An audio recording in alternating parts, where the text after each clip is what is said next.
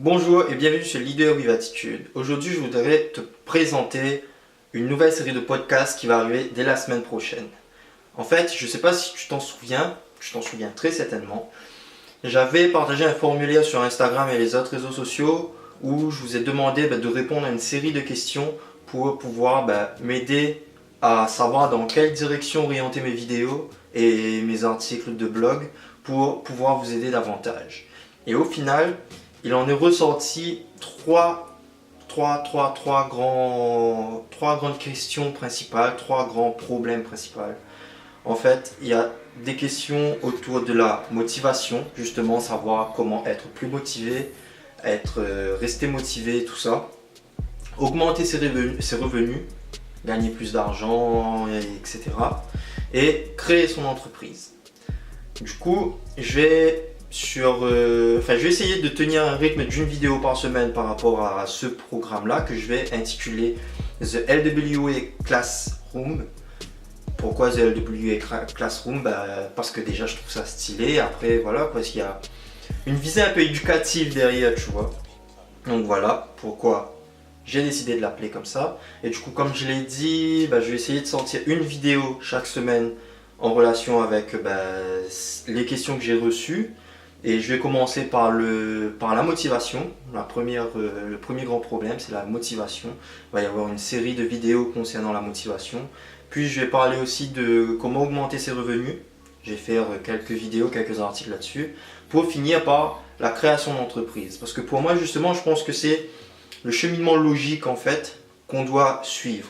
Avant de pouvoir créer son entreprise ou quoi que ce soit, déjà il faut avoir la motivation de le faire et de pouvoir aller jusqu'au bout.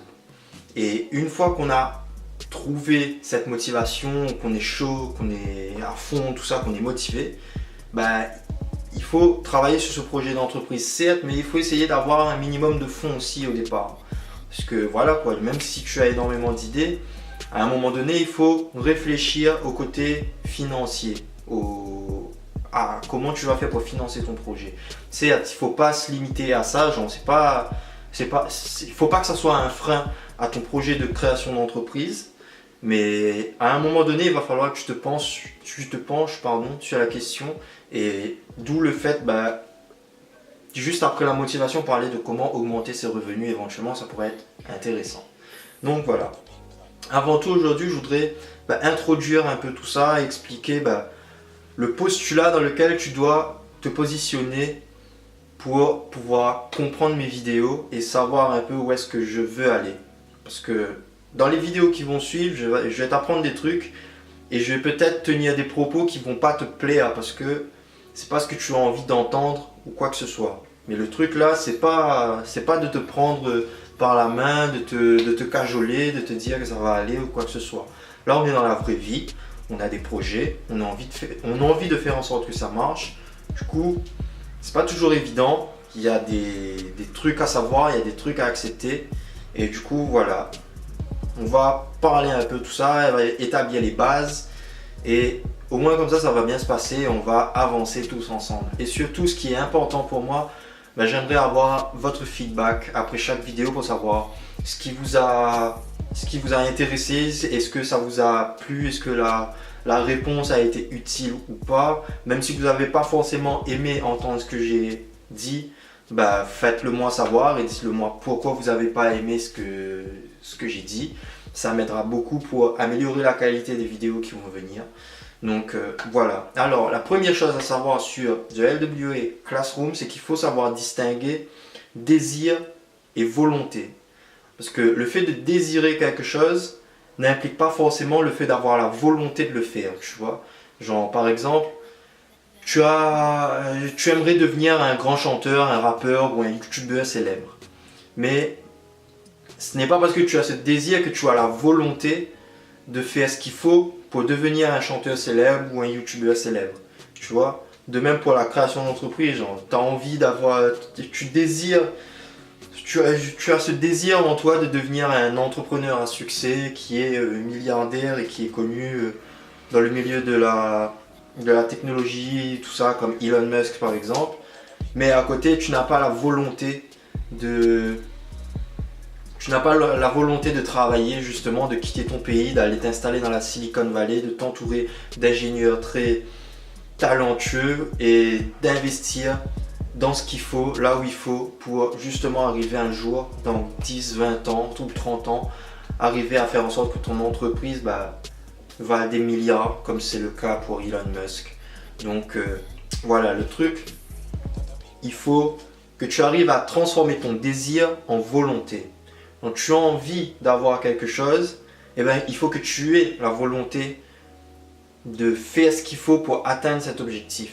En fonction de l'objectif à atteindre, c'est plus ou moins facile, tu vois. Genre, si tu désires, tu as envie de manger une pizza, bah, il te suffit d'appeler, de passer commande et tu te fais livrer. Ou sinon, si comme tu es dans un endroit comme La Réunion par exemple, où on ne fait pas encore de livraison à domicile, bah, tu appelles, tu demandes de préparer la pizza et tu vas te déplacer, tu vois. Ça ne demande pas une énorme volonté, tu vois. En revanche, bah, faire quelque chose qui va demander un effort assez important, là c'est tout autre chose, tu vois. Là, il faut vraiment que tu aies cette volonté en toi.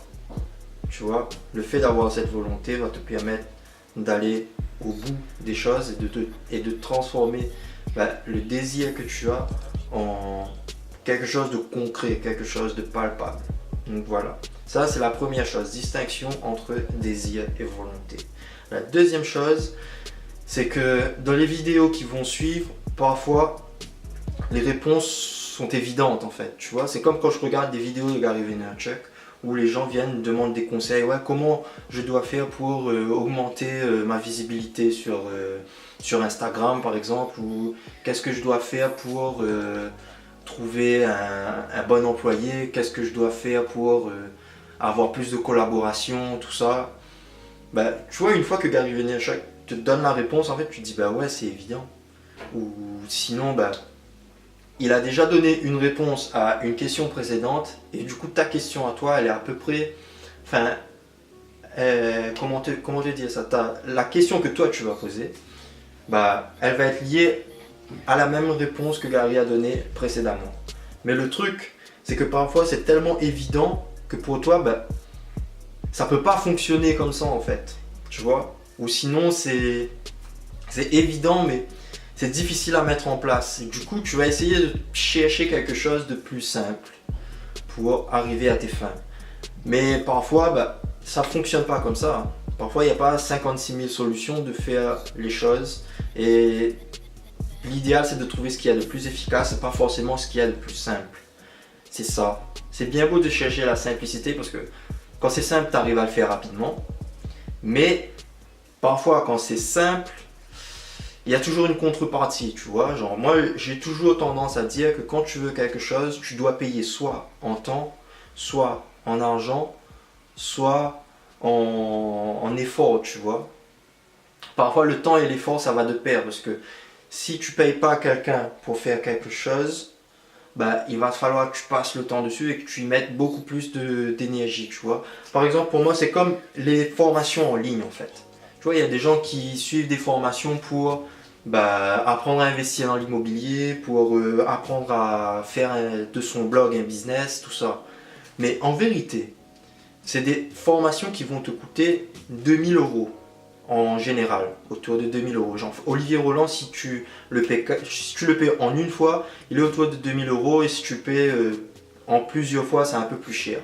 Mais le truc à savoir, c'est que si tu veux vraiment faire de ton blog un business, tu n'es pas forcément obligé de passer par ce genre de formation. Ce genre de formation en fait va te permettre de gagner du temps, de gagner énormément de temps parce que dans cette formation, il va déjà te dire tout ce que tu dois savoir pour pouvoir créer ton blog et faire en sorte qu'il te rapporte de l'argent et de pouvoir en vivre. Tu vois, si tu es une personne comme moi qui n'a pas envie de... Enfin, je sais pas que j'ai pas envie, c'est surtout qu'en ce moment, j'ai pas les moyens et j'ai d'autres projets. Du coup, je préfère garder mon argent et voir un peu ce que je peux faire à côté pour développer mes capacités en tant que blogueur et aussi en tant que youtubeur. Mais voilà, du coup, ça me prend plus de temps parce que, étant donné que je ne paye pas une formation comme ça, je vais devoir faire les recherches moi-même en fait. Tu vois, je vais devoir faire les recherches moi-même, trier le vrai du faux, tester des choses, mettre de l'argent par-ci par-là. Et voilà quoi, c'est un processus qui est beaucoup plus long. Tu vois, certes, j'économise de l'argent, mais ça va me prendre beaucoup plus de temps d'arriver au même niveau qu'un mec qui suit la formation blogueur pro, par exemple. Tu vois? Et si tu veux pas justement payer une formation, bah tu vas devoir travailler plus que les autres. Surtout que des fois, tu vois, dans le e-commerce, c'est comme ça. On te propose des formations e-commerce où justement, on t'explique comment trouver, enfin, quelle stratégie suivre pour pouvoir trouver le type de produit que tu vas vendre, comment reconnaître si les vendeurs, les grossistes sur AliExpress sont sérieux ou non, comment créer un site sur Shopify, et après ils vont te donner tout le business model en fait. Tu vois, tu n'auras pas à réfléchir sur comment tu vas organiser tes campagnes de pub, quel type de client tu vas cibler, comment tu vas faire pour faire rentrer l'argent, quel type de produit tu vas vendre. Tu vois, entre guillemets, le business model, il est déjà donné en fait dans ce genre de formation. Du coup, c'est pour ça que je te dis que tu gagnes énormément de temps. Quelqu'un d'autre qui veut se lancer dans le e-commerce et qui ne suit aucune formation, ben, il va devoir aller chercher les informations de lui-même, tu vois. Il va devoir lire des livres, il va devoir regarder plein de vidéos sur YouTube parce qu'il y a énormément de vidéos qui t'expliquent comment faire les choses, tu vois.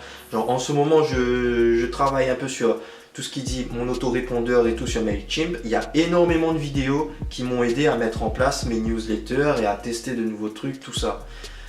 Tu peux le faire sans payer une formation. J'aurais pu payer une formation de quelqu'un qui maîtrise déjà tout ça et qui m'aurait appris à faire les choses, mais ça m'aurait coûté de l'argent et j'ai pas forcément l'argent nécessaire pour pouvoir investir dans tout ça pour le moment. Bref, tout ça pour dire que la réponse est souvent plus évidente qu'on ne le croit. Mais il faut derrière avoir cette volonté de travailler pour pouvoir atteindre tes objectifs. Voilà, ça c'était... Alors, premier point, il faut distinguer désir et volonté. Et deuxième point, la réponse est souvent plus évidente qu'on ne le croit. Et troisième point, forcément qui rejoint les deux premiers points, il n'y a pas de recette miracle. Tu vois, c'est comme les... Comment te dire? Comme tous les étés, tu vas entendre qu'il y a un nouveau régime miracle qui va te permettre de perdre du poids en un mois ou en 2 mois et tu seras mince et tout. À chaque nouvelle saison, à chaque fois que l'été approche, on entend parler de ce genre de programme minceur qui est révolutionnaire ou ce genre de nouveau régime, genre les gélules ANAK3 ou quoi que ce soit. Enfin, je ne sais pas si ça fonctionne concrètement ou pas. Mais le truc, c'est que, en vérité, tout le monde sait qu'est-ce qu'il faut faire pour perdre du poids. C'est simple.